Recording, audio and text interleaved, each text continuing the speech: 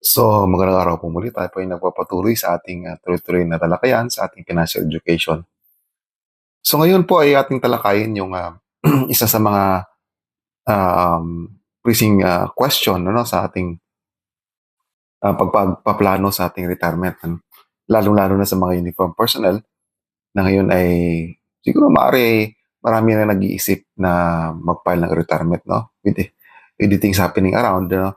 Sa ating kasalukuyang mga sitwasyon. Marami nang naguguluhan, marami nang iba-ibang sentimento. So this time, ating pag-uusapan, no? So we will not talk about the issue, but we will talk about our preparation and eventually, pag retire na, ano ba mga magandang gawin, no? Para ma-extend yung ating retirement fund, yung ating pension ay ating mapagkasya, yung ating buhay ay mapasaya. Ito na naman ang ating ultimate goal, di ba?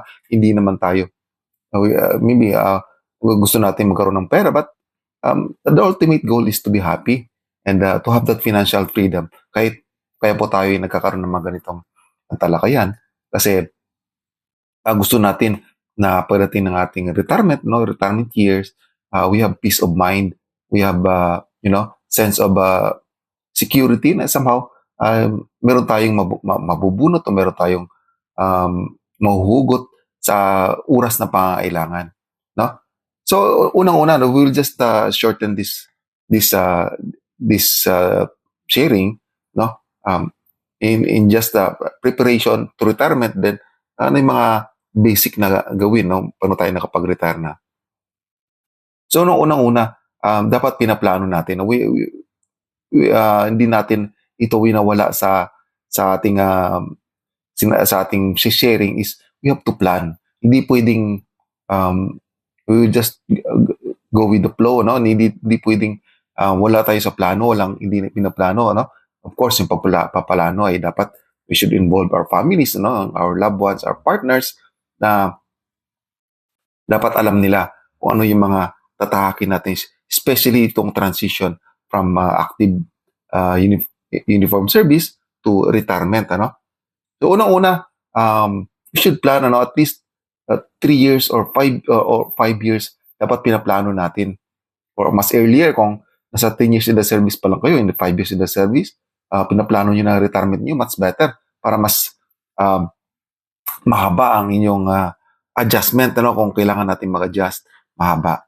So let's just focus sa last 3 years or last 5 years ng inyong serbisyo, no, when you're planning to retire. So regardless kung you're retiring on your 25th year or you're retiring on your 20th year or on your 30th, it doesn't matter. Basta 3 to 5 years dapat ito yung pinaka-critical ito yung pinaka-critical na paghahanda ng pagre-retire. So unang-una is we should during this time, no, during 5 years, last 5 years natin, dapat wala na tayong ganong binibiling mga major purchases, ano? Tulad ng sasakyan na bibili pa tayo ng brand new na sasakyan, we're planning to retire, no? Kasi thinking ng iba, magre-retire naman ako, makakatanggap ako ng medyo malaking pera. So somehow matutulungan ako sa pagbabayad ng aking mga inutang. So ito dapat minimize na natin, no? As much possible, wala na dapat mga major purchases. So we should focus on our savings contribution, and somehow kini-clear out na natin yung ating mga utang. So ito rin yung mga time na dapat hindi na tayo nagre-renew ng mga utang, or as much possible ini-speed up natin yung ating pagbabayad ng ating mga utang during this time.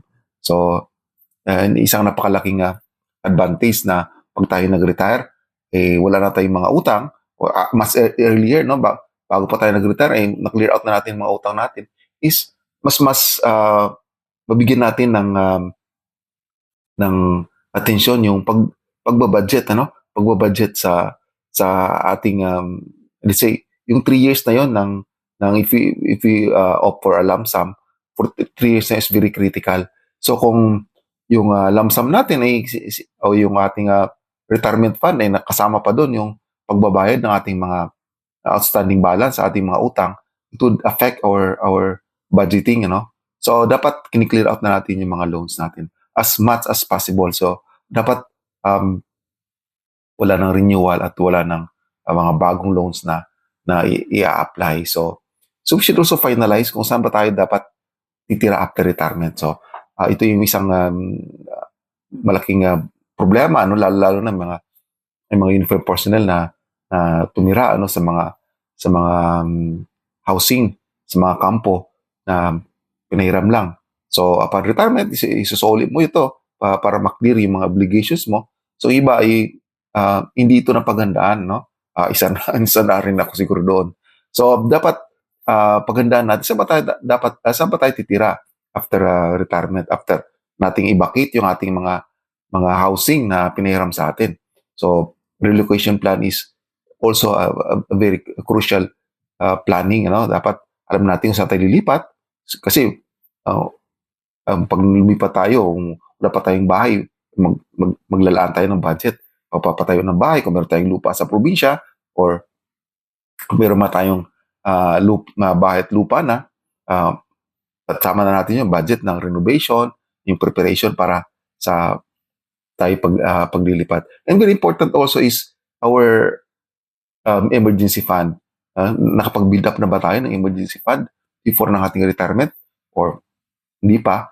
During this time, dapat ito yung crucial, 3 to 5 years. Kung wala pa tayong emergency fund, dapat naglalaan tayo ng ating emergency fund. Kasi ito yung magiging buffer natin, ito yung magiging, baga kung sa mga airborne pa, ito yung ating mga reserve, in case of emergency, pag nag-malfunction ng ating main, meron tayong reserve for us to stay alive sa ating financial na buhay. So ito yung ating dapat na hindi sinasantabi, ito ulit-ulit ko na lang na pinapaalala. Emergency fund is very important, sa ating buhay, regardless kung tayo active pa o tayo retired na. Mas lalo pag tayo retired na, dapat meron parati tayong 3 to 6 months of living expenses, So aside sa may mga insurances pa tayo o may mga ibang pagkukunan ng pera, so we should also consider na dapat upon retirement dapat tuloy-tuloy pa rin yung source of income, so hindi tayo aasa lamang sa ating pensyon or sa ating retirement fund, but we should consider yung ibang sources of income. So dapat tuloy-tuloy, yung cash flow dapat tuloy-tuloy, hindi lang pensyon ang ating main source of cash flow. So dapat meron tayong kung meron pa tayong makukuha na trabaho or we opt for mag-build ng business or dividend paying funds, ito yung pinakamadali na sana binibuild up natin habang tayo active pa, yung dividend paying, ito mga iniipon natin na mga share capital contribution sa ating mga savings loan association na dapat ito yung ating binibuild up din, habang tayo active pa, para pagdating ng panahon, ito yung magbibigay rin sa atin, aside sa ating pension, magbibigay sa atin ng tuloy-tuloy na cash flow. So, na-build up na natin lahat, na minimize o na-clear out na natin yung mga loan natin. And then, meron na tayong mga ibang options na hanap buhay after retirement. So, dito na naman tayo, pag effect ng ating retirement, anong gagawin natin? So dapat, kaya nga pinaplano natin. So, dapat, we should stick to the plan. Dapat hindi tayo, nagplano tayo before ng-retirement and then, nung natanggap na natin yung ating pera, nakakita natin yung first time natin na nakahawak ng milyon, nawala na yung lahat ng mga plano natin. We should stick to the plan. Ito dapat ang ating dapat na tanim sa ating isip, na kung may mga plano tayo before tayo nag-retire, dapat sundin natin yan para hindi tayo mawala sa budget, So we should live within the retirement budget. So you should also stick to the budget na ating pinlano, natin pinag-usapan with our family. Dapat walang biglang kasi nakatanggap tayo ng pera, bigla na lang magplano na, magbakasyon tayo kasi meron tayong malaking pera. Hindi naman nakasama sa budget yun. So ito yung magiging masisira yung ating budget. Then we should invest safely, kasi minsan pag nagkaroon tayo ng malaking pera, maraming lalapit sa atin. And for sure, no? Pag nalaman ng ating mga kaibigan, pag nalaman ng ating mga kamag-anak na tayo nag-file ng retirement, ano? Or tayo nag-retire na, maraming magpaparamdam, maraming lalapit sa atin and will offer different investments, ano ng mga investments na pwede nilang may offer sa atin. So thinking na meron tayong matatanggap na malaking amount of money, no? So ito yung dapat natin pag-ingatan. We should consider, ano, kung hindi tayo sigurado, ibig sabihin yan, hindi maganda. Pag hindi tayo, if we are in doubt, so dapat wag nating pasukin, ano? Wag nating pasukin yung bagay na hindi natin na-maintain, especially if it entails, no, a big amount of money na ating ilalabas. So, isa rin sa importante is we should stay active in a way na kasi wala na tayong gaano obligasyon. So, we should stay active physically and socially. So, ito yung napakalaking bagay na dapat i-consider natin because isa sa mga nagiging problema ng pagre-retire is nawawala na yung mga routine natin. Nawawala yung mga nakasanayan natin for 20 years, for 30 years na physical activities, yung in a way na our socialization nawawala na. So pag-retire natin, we should connect. We should also reconnect with other people, lalo na yung mga dati nating kaibigan, mga kamag-anak na naging close natin nung tayo ng kabataan pa natin. We should continue our social life.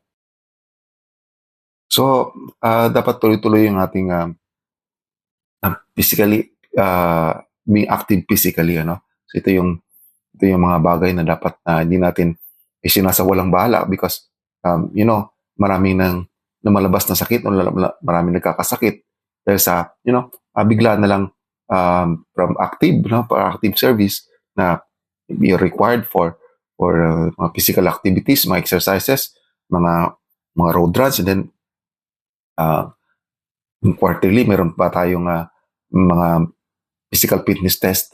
So yun ay pinaghandaan din pag tayo nag-retire. So dapat hindi tayo mag-relax na lang and then bigla na lang tayo nagkakasakit dahil sa napabayaan yung ating health. So doon na yung kasi marami ng time na mag-socialize. So yung ginagawa ng iba is mag-inom, kumain ng sobra-sobra, kasi marami ng time mag-attend ng mga celebrations, mga fiesta, whatever na pwedeng puntahan ng isang retired. So ito'y dapat na iniingatan natin, para mas mahaba nating enjoy yung ating retirement years.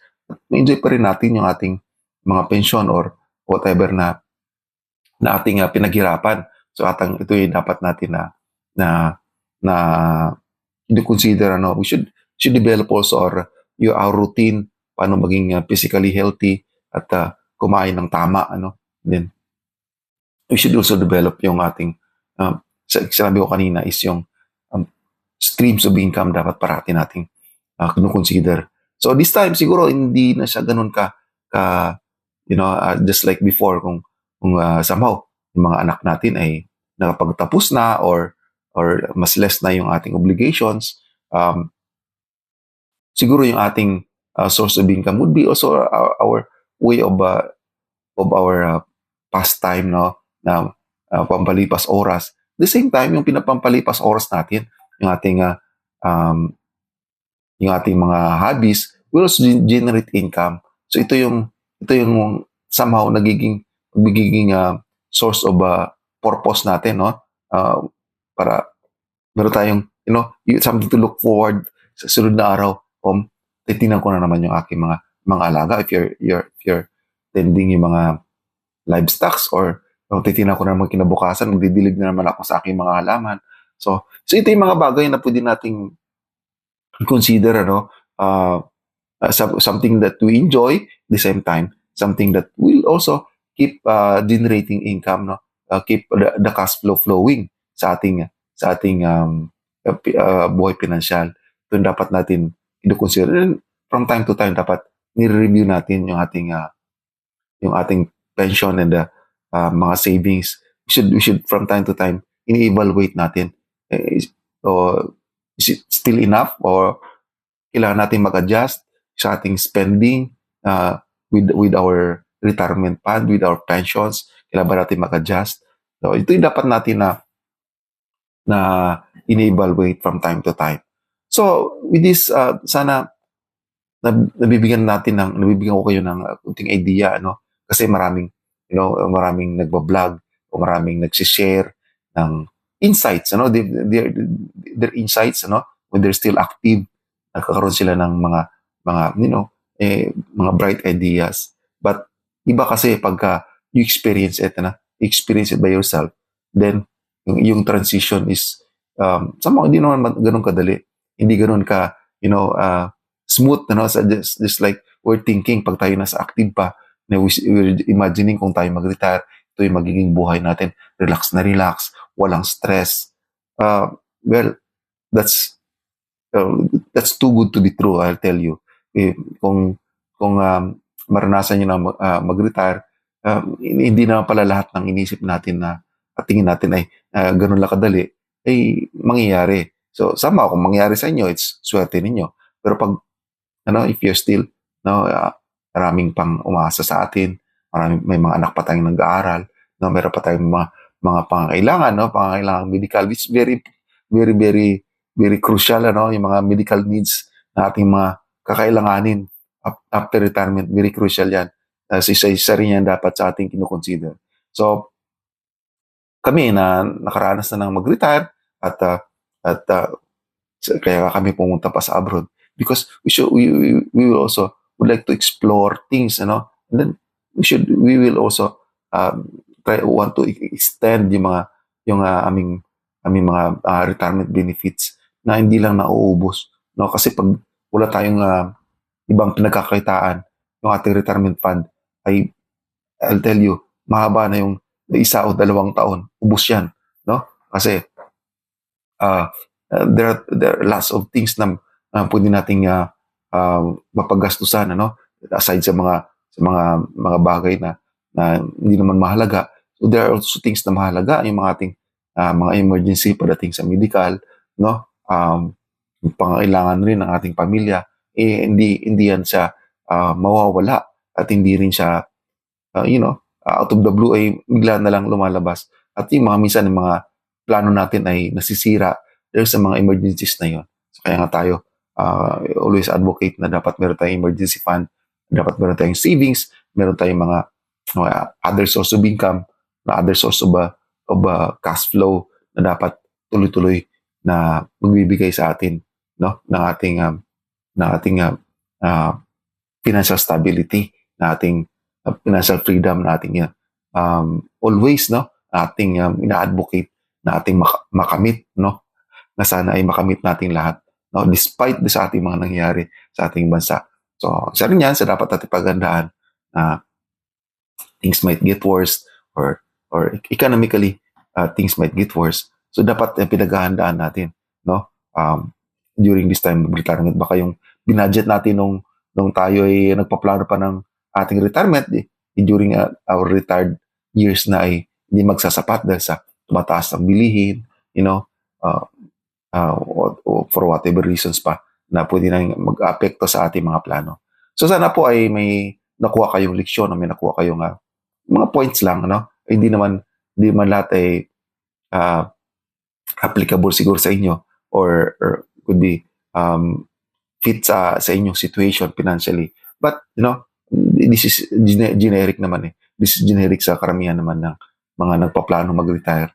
So, dapat clear out yung mga loans, mag-save and invest, as you plan your retirement. Then, stick to the plan para sa retirement. Dapat hindi tayo naglalayo sa ating plano. What's the use of pagpaplano kung padating naman sa retirement hindi natin in-apply yung ating plano. So ito po lahat ay ating aking samot dalangin na ating makamit ng ating mga minimithi sa ating paghahanda sa ating retirement. We spent years, our youth, our strength, ating nilaan sa serbisyo. So dapat yung ating time na yung later years natin is ma-enjoy naman natin in a way na hindi naman tayo maghihirap at hindi tayo, puno na lang ng regrets, and then, we will live, we will live miserably sa ating huling sandali sa buhay natin kasi hindi natin pinlano yung ating retirement. So sana po ay may natutunan kayo at sana po ay pagpalain tayo ng buong may kapal. So maraming salamat at good day po sa ating lahat.